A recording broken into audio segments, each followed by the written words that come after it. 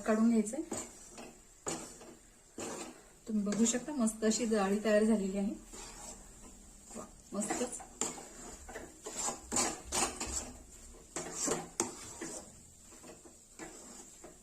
So हे आपल्याला आता ताटात काढून घ्यायचंय।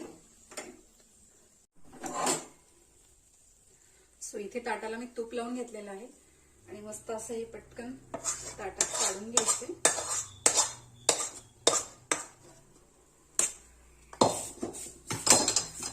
सगळीकडे असं स्प्रेड करून घ्यायचंय।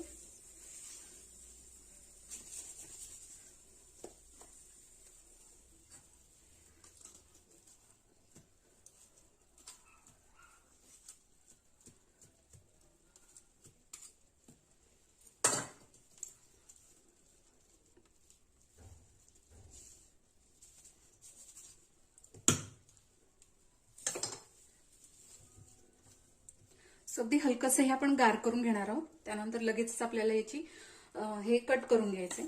खूप गार झालं ना तर नंतर